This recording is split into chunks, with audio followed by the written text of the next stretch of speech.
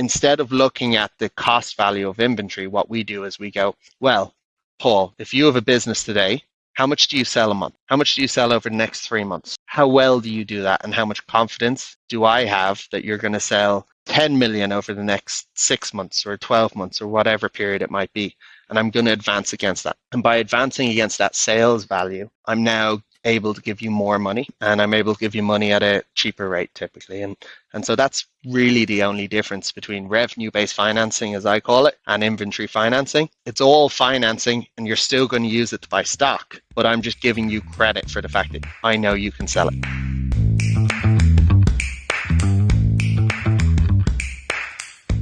Hi everyone, and welcome to the Shaking Things Up podcast from Wayflyer. So today we've got two great guests with us. We've got Jack Pierce and Paul Waddy. And we're going to have a conversation really all about how to finance your e-commerce business and what that actually means for you if you're running an e-commerce brand. So for introductions, Jack is the co-founder and president here at Wayflyer. So he founded Wayflyer all the way back in 2019 and has grown it all the way since. So he's overseeing kind of providing over $1 billion of funding to about over 1,500 e-commerce businesses. So he's seen his fair share of brands over that time. And then we've got Paul. So Paul is an e-commerce advisor, an expert, and he advises brands doing over $500 million in annual sales. So he's also an author. So he's written a couple of books, including Shopify for Dummies and Selling Online for Dummies. So he's got a lot of experience working with lots of different e-commerce brands of all shapes and sizes. So gents, welcome. How are things? Very good. Thank you for having me. No worries. So, Paul, I'm going to hand this one over to you for kind of a chat with Jack, really to kind of dive into the story, a little bit behind Wayflyer, and kind of pick his brain about everything that he knows about how to finance an e-commerce brand. Excellent. Thanks, Stephen and Jack. Awesome to meet you. So for those tuning in, as Stephen said, I work in e-commerce, have for a long time, and wrote a couple of books and advise a lot of different businesses from the very large to the quite small. And what I've noticed over the last, probably especially over the last year, is that Wayflyer is appearing everywhere. When I started my journey in retail, wholesale, and online way back when, longer than I care to remember, I had to go to the bank hat in hand literally had to mortgage my grandfather's property to take a loan to start this business. Even though I had revenue, so I had orders, I had some things happening, it was extremely difficult. So I sort of took an interest in Wayflyer, and that's why I'm pretty stoked to be on this call with yourself, Jack.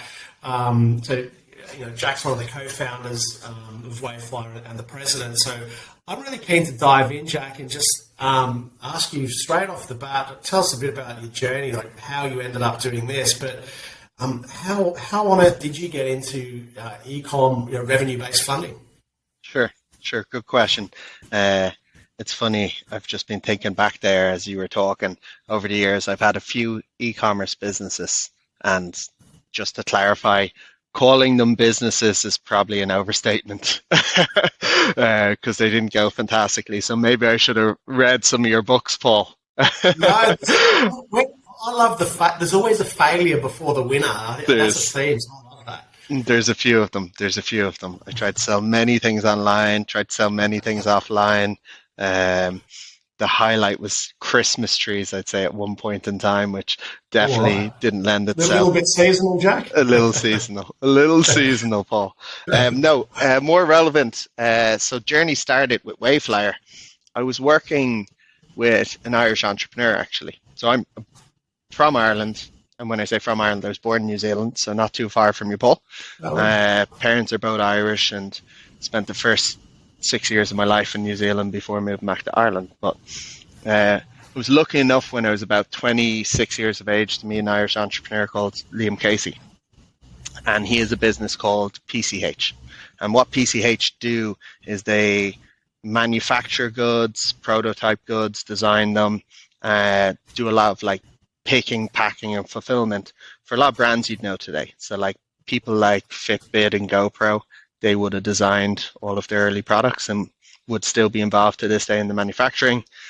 A lot of Apple products outside of the main phone, and then a bunch of startups you might not know as well. People today like Molecule, you might know, who are kind of an air purifier company, have done very well. And when I worked with him, I got the opportunity to go work and be involved in an accelerator that he was running. And the accelerator was bringing people with ideas in, and we would develop them in the office, use all of our 3D printers and manufacturing capabilities to get a prototype out there. Not far off Y Combinator, but very, very different in that it was in the product space, which there isn't really a whole lot of accelerators or as many investors as there is in software today. And it was through this that I started to see the frustrations that a lot of people starting product-focused companies have. So we would have businesses raising 5 million, and when you actually dig in to see what they want to spend that money on, 3 million, 3.5 million, 4 million of it is going purely on inventory. And the reason that exists today and that problem is all of the most people still manufacture in China. Factories typically won't give you credit terms, and when you don't get credit terms and you got to make stuff, pay for it up front, put it on a boat, ship it to the States, and start selling it, you've got this constant negative cash flow cycle where you need to keep paying for goods that ultimately you're going to make a lot of profit off, but you're not able to go to a bank and say, I have assets here, like true assets here that I can get funding for. And it was through that cycle where we were investing in companies. And what we would do, we would use the PCH name to go to the factories and say, we'll buy the goods. And instead now of the startup having to pay for them up front, you'll give us 90 days credit. And when we started doing that, it changed the cycle entirely, where now instead of paying for goods up front, you're paying for them after you've started selling them 90 days later. And that helped. We were helping like 20 businesses, 25 businesses a year. And by that, I mean the business we were investing in. But this was a problem for everyone. And I realized that if we just took cash at the end of the day and made a good job of telling what's good, who's good at e-commerce and who's bad at e-commerce, then we get into this cycle of being able to finance them and fill that gap for them. And instead of doing it for 20, 25 companies a year, suddenly we can do it for hopefully everyone in the world, or everyone in the world that we think is good or good enough. So that was kind of the idea behind it. Yeah. Yeah, I love that because you sort of disrupt traditional funding, which doesn't understand e-commerce. And you spoke then about the fact that brands can, and I've been in this position, I have clients in this position, they're going so well, they just don't necessarily have the access to buy the increased inventory that will take them to that next level. And traditional funding models don't really accept that.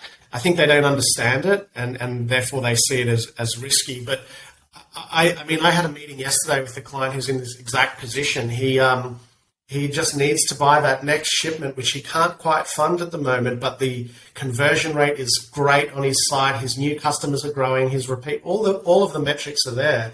And I like the fact that Wayflyer understands that scenario and can cater for that scenario. But I also, this particular client, when I was talking to him about Wayflyer, he asked me, how does it work? And I said, it's revenue-based finance. And he said, what's that? And I thought, you're a good person to ask that. So what is exactly revenue-based finance? Yeah, good question. Good question. So I like to always start with that question, say this isn't anything different in that it's financing at its core. And for years, hundreds of years, people have been doing things called inventory financing.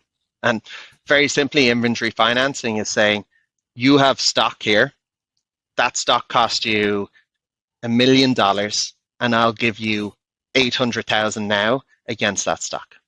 The problem with e-commerce in particular is a lot of the brands are selling at a 50% plus margin. So that million cost worth of stock is actually they're going to sell for 2 million plus, guaranteed. Yeah, a lot of the time it could be 4 million plus. And the banks and everyone doing inventory financing traditionally don't take account of that because they don't plug into your sales to understand how efficiently and well are you selling, how well are you selling through all of that product. And so they're only giving you credit for the cost of that inventory. What that does is it encourages a business to stock up on inventory, keep months and months of it in your warehouse, which is like the worst thing you can do. Why would we slow a cash conversion cycle just to get financing?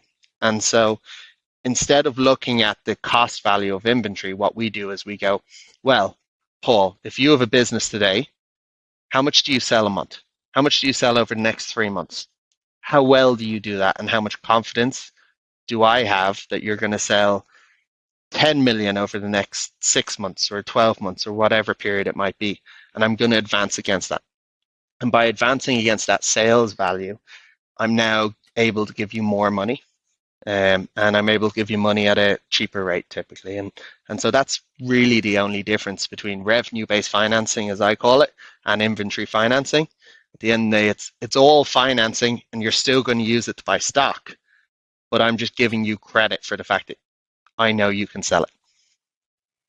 I've never really heard it put that way, and I think you've picked up on something that I'd like to unpack there a little bit because I see it happen a lot. By nature, and I've used inventory-based financing before, and by its nature, as you say, it encourages you to overorder because it is funding the cost of the inventory. So you want to, it encourages bad practice. Instead of ordering the inventory you need, you'll take whatever you can get your hands on, which may be too much for what you're actually going to sell. Waveflyer looks at the potential revenue based on historical data and then advances you against what they believe you're safely going to make, which is, one, better due diligence on your part, but two, likely to give the retailer access to greater funds because you're forecasting against the revenue and not the cost. And I think that's a really game-changing way of doing it. I think that's really, really smart. What sort of clients, what sort of retailers, online retailers, are you finding are using revenue-based finance or using Waveflyer? Is it, particular group? Is it a particular niche, or is it, pretty wide spanning? Yeah, I always, instead of talking about niches, there's some niches that need it more than others. Like there's some niches need financing more than others. So you take someone selling iPhone cases and shipping them via air, and therefore the time between when they're paying their factory and when they're ultimately selling it might be 30 days, is very different to someone selling garden furniture, which they have to put on a boat and they need to get in stock well in advance of your March to kind of August seasonality period. And so all of a sudden you've got this one has a very long cash conversion cycle and one's very short. So the one with the long cash conversion cycle is going to need more financing and need us more than someone selling a small light product ultimately. However, anyone buying products basically should use us. So anyone that has to pay a factory tomorrow, works with factories, they're always going to run into working capital problems. You look at Fitbit today, they sell a very light, small watch that they sell at a pretty high average order value, and they still have to put down deposits with their factories. They still have a negative working capital cycle, despite being this humongous company that's doing billions of dollars of revenue.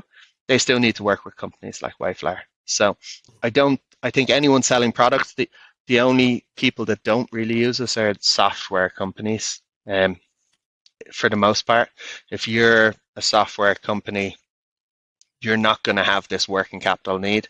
And if you don't have this working capital need, you need a different type of financing, I'd say, ultimately for your business. Yeah, okay. And I guess in my world, I see a lot of online retailers, particularly over the last 2 years, starting to talk a lot more about taking on private equity.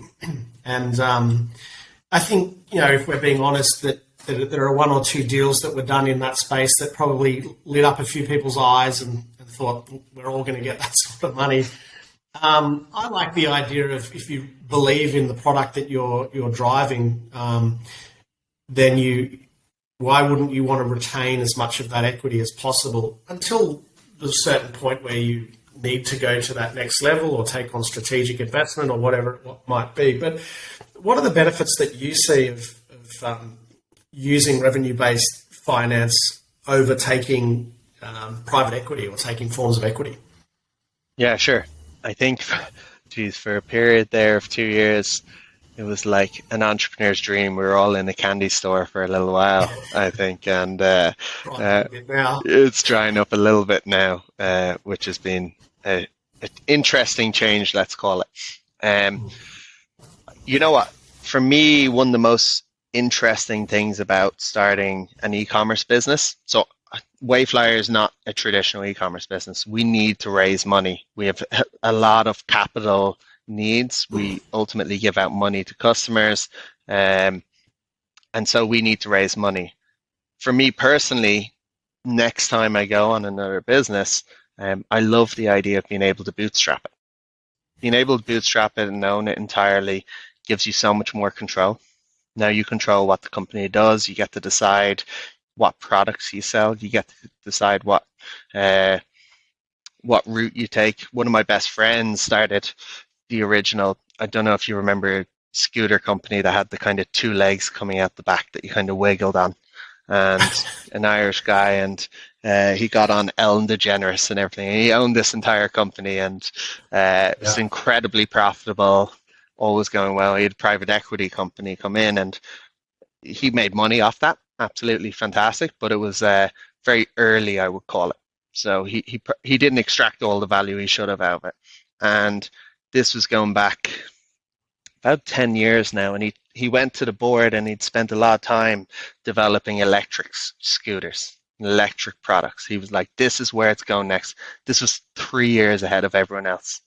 And the private equity firm who were in there said, you know what, Thomas, you have a fantastic, profitable business here. Don't ruin it. Stop, you know. And they overruled him, and they came in and they tried to usher him out of it. And eventually he turned around and said, you know what, I'm sick of this. You know what? Buy me out.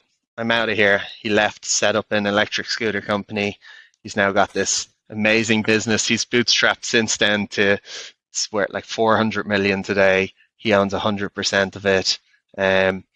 So I think when you're raising equity, you bring in other people, and bringing in other people means you have to take different views. It puts different pressures on you to grow faster because they're not thinking about running it profitably. They're thinking about growth a lot of the time. And I think one of the best things about e-commerce businesses is inherently you can buy something and sell it for more money. And if you can do that, you can grow a profitable business. And growing a profitable business is actually a true business, to be perfectly honest with you. We have a lot of tech founders that spent a lot of time in San Fran who think losing hundreds of millions of dollars is a good idea. And that's a different way than I was brought up, to be perfectly honest with you. I agree. You know, it's revenue for vanity, profit for sanity, I suppose, as they say. Fantastic. But there was a period of time there where I thought, have we got it wrong? Are we supposed to be losing money? That's where everyone seems to be putting the investment dollars. But a good pickup there for anyone listening to this, really, who's been in that position thinking about, you know, there's some private equity around. My experience is the deal that, you know, starts getting talked about is almost never the deal that ends up going through. So there's a strategy there where you get chipped away at for quite a period of time, and during the due diligence process, you sort of get chipped away. And also, you made a point there as well, Jack. You're ultimately you're trading some equity. You're getting a boss. So if you like those long weekends and the flexibility and so on, well, and a lot of entrepreneurs start their business for that reason. You are losing that in many instances. Yeah. So I think there's some good warnings there. I think Paul, if private equity didn't make as much money as they do, then maybe there might be something to it. But you know, they're all doing all right. Yeah. They're all doing all right. Yeah. They're not. Believe it or not, they're not all doing it for altruistic purposes. So there you go. What about? And we're sort of touching on this already with the whole concept of what Wayflyer does, but what about using your own cash versus taking on something like some Wayflyer funding. And I always give the example of this. I don't know if you see this as well, guys, but often I see founders who are doing pretty well on paper and taking home very small salaries because their business is growing and all the money goes back into the business. And I'm not a believer in that. I'm a believer that the e-commerce business is created to improve your life. And if it's not doing that, then, shut up shop. And I'm a big believer in holding, around 10 to 12 weeks worth of cash in a business and not necessarily doing that as out of your own pocket. In other words, one of the expenses of the business should be to pay the founder, to pay the owner. And this is where I see that Wayflyer can come in and sit there and fund that 10 to 12 weeks and still allow the owner to eat lobster instead of tuna, or every now and then at least. Is that how you see it? I mean, what do you say are some of the benefits of not always using your own cash? Yeah, it's a good question. I think for me personally, being able to use your own cash is a very fortunate situation to be in. That's like you're talking about the 1% in most cases, to be perfectly honest with you. Most people who have enough cash to start their own business are very happy just sitting there, not starting their own business, So if you're in that 1%, fantastic. I think if you can do it, doing it at the very start to get it up and running has huge benefits, because if you go externally to try and raise funds at the start, one, you've no track record. So trying to come to Wayflyer, I'm looking at you going, I have no idea if you can do this or not, Paul. Why would I give you money? You haven't shown me anything. Two, if you're going to raise it via equity, which is the more likely route, you're probably going to give away a lot of your company at a very low valuation. Suddenly, they're the guys that make a lot of money because they back people who are smart early, who then go and work their ass off, to make this work. And so if you can do it early, I'd recommend it. But the second you get to a stage where you've shown people that you can actually sell something, you can generate a profit. I mean, from my personal experience, even right now with the lucky position I'm in where I could in theory fund a new business I started, the last thing I'd be doing is that. I'd be going straight to Wayflyer, I'd be going to anyone I could to put funding into that business, because my sweat and tears and everything else I put in is giving me the long-term upside. If I need to pay someone in the short term and reduce my risk, then it's a pretty amazing and lucky position to be in, to be perfectly honest with you. And the great thing about someone like Wayflyer is the returns are capped. Like you pay them back and it's done. If you raise equity, let's talk about that, because that's for me one of the best parts of it. Particularly small businesses who might not necessarily, particularly over the last 2 years, there's been plenty that have grown into be, they're making a couple of 100,000, now they're making a couple of million, might even be at 10 million. And they don't have a CFO, they don't have the acumen, the financial acumen, probably to always manage that cash flow. One of the most appealing aspects of me is using that percentage of sales to pay it down. For people who might not know exactly how Wayflyer works or what that means, I think it's one of the best points of Wayflyer. Could you talk to actually how it works? When you take funding from Wayflyer, how do you pay it back? Yeah, of course. So say, for example, tomorrow, Paul, you come to me and you go, Jack, I have a order. I need to buy product from a factory in China and it's going to cost me 250,000. I go, you know what, Paul? Here's 250,000. Pay the factory my money, And over time, assuming you've got, let's say, like 50% margin, you're going to sell that product for 500,000. And you've already probably got stock in your factory that you're selling all the time, and you're going to constantly do this and end up on a constant cycle. What we do is we forecast ahead how much we think you're going to sell all the product, how much you're going to sell monthly, and we say we'll take whether it's 10% or 20%, depending on how much we think you're going to sell, every single day or week, depending on how we look at it, until you pay me back the 250,000 plus a fee. So for argument's sake, in most cases, I'll say, Paul, here's 250,000. I'm going to put a 4% fee on that. So you're going to need to suddenly pay me back 260,000. And you will keep paying me every day out of your sales, 10%, 15%, whatever it ends up being, until I get my 260,000 back. Then you're done. The nice thing about that is it kind of aligns our interests, Paul. And when we started Wayflyer, I'd never lent $1 in my entire life. Actually, in our first 100 employees, not a single person had lent a single dollar. I always started with that when I went to the banks asking for money. So the reason we're really good at this is none of us had ever lent money before.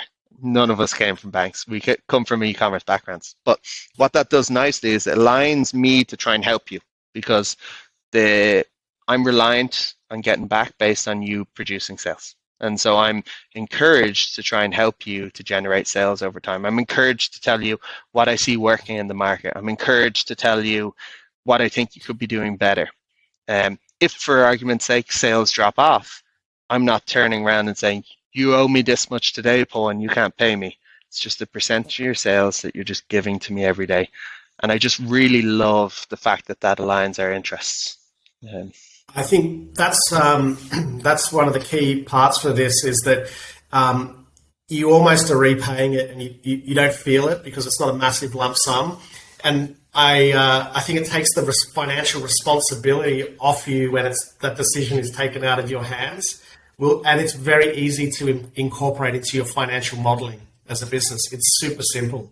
If you have decent forecasting, it is just becomes that thing that ticks over each week. Whereas I have also seen businesses use lump sums of funding, inventory based or from banks, and it falls due at a certain period, and they simply don't have that money at the certain period, or they haven't planned for it. They may have made money, spent it elsewhere, and they get into big trouble and they need to borrow more to pay back the first. So it just simplifies it, and I think that's really important. Jack, for anyone listening who's sort of thinking about Wayflyer, you touched on a little bit about rates, but how do the rates stack up? How does Wayflyer charge as an interest rate? How does that work? Yeah, sure. So we just charge a fee on everything that we do, but being a CFO myself, or previously a CFO, they obviously thought I wasn't very good, so they moved me to president. But being a CFO, when you're dealing with people in finance, they're always going to try and figure out, how much is this truly costing me? And whenever I talk to people about that, there's really two options in most cases. There's working with someone like Wayflyer, who's charging you at certain periods of the year when you need money, and there's, say, banks. And banks' jobs are to give you as much money as possible and make you pay for it for 12 months of the year at all times. And one of the things we learned early is that because e-commerce is so seasonal, that model, again, going back to like giving you inventory financing against the cost of your inventory, it just doesn't work. And the reason it doesn't work is, we're in August now. This is our busy time of year, July, August, September, because everyone is paying for stock for Q4. Everyone is like at their worst period of year in cash flow cycles. And so they can come to Wayflyer right now and get money for the period that they need that capital and use us now. Whereas with a bank, they're going to say, I want to give you money for 12 months. And even if you're not using it, I'm going to charge you for it. And by the way, just for all the work we've done and the fact that we're not that smart and it took us 4 months to do this, I'm going to charge you an upfront fee. I'm going to charge you a diligence fee. I'm going to charge you for bringing me out for lunch. I'm going to charge you for everything I possibly can. And what we found since starting the business is that we charge people way, way less than other traditional lenders do because of that flexibility. The nice thing is also, like when we first started, Paul, I paid a lot for my money. The first guy I ever borrowed money off was an early investor. He had a family office. I think I paid 17% a year for it. But that's like very different to now where I'm paying like close to 0% for it. And what that really does for us is it means I can pass it on to our customer. And so when you compare us to basically any other alternative lender in the entire world, we have the cheapest cost of funding. And because of that, we can provide you with the most competitive rates possible. And that's just been a big advantage, and something that I really wanted to make sure we passed on and continued to pass on for forever and ever. We're not here to make money for forever from financing. We're here to help e-commerce founders be successful, build as many products as we can for those e-commerce founders, and as long as we keep doing that, it'll be a good day. I love it, and it's clear that you're not finance people; you're e-commerce people, and that's what stands out for me. In my career, I've used some of the inventory-based financing groups who I won't say by name. I've used the banks. As you were talking about the 16% interest, I had a family, small family fund that I borrowed off when I was 22, 23 years old at 15%, and you just took what you could get, and people cashed in on that. So it's really clear to me that part of why Wayfly works is that you are e-commerce people. You're not necessarily finance people, even though you were CFO and you're now El Presidente. Mr. President, I should start calling you. El Jefe, I prefer, personally. We can use that.